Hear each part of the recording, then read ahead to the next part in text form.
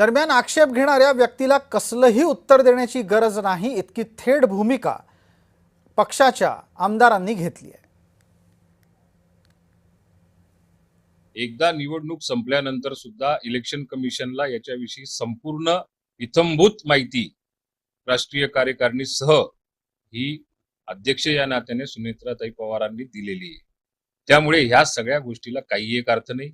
वकिला through notice आलेली आहे, तिला आम्ही तथ्यहीन नोटीस समजतो आणि असल्या नोटीसीला उत्तर देण्याची आमच्या राष्ट्रवादी काँग्रेस पक्षाला आवश्यकता सुद्धा नाही। ह्या अशा गोष्टी असतात, ते छत्तीसगडचे सिनामोन हे काय असंतुष्ट आत्मे काही जे राज्यात आहेत त्या आत्म्यांनी छत्तीसगडच्या परराज्यातल्या माणसाला, अमराठी माणसाला आणि परराज्यातल्या माणसाला धरून असं खांद्यावर बंदूक टाकून काहीतरी, हे एकदमच खालच्या दर्जाची आणि फालतू गोष्ट। ही कायदा आपल्या जागी असतो आणि कायद्याने कुठलीही कमतरता, कुठलीही उणीव न ठेवता ही प्रक्रिया पूर्ण झालेली आहे आणि मला वाटत नाही की याच्यातून काही निष्पन्न होईल। सच्चिदानंद बाबा हा कोणाच्या जीवावर उडून अशा प्रकारची नोटीस पाठवतो, त्याचा मागचा मास्टरमाइंड शोधणं हे आमच्यासारख्याचं आता काम आहे। काही लोकांना नकोय सुनेत्रावहिनी राष्ट्रीय अध्यक्ष झाले, आता अर्थातच हे सर्वांना माहीत आहे, त्याच्यामुळे काही मला वेगळं सांगण्याची आवश्यकता नाही।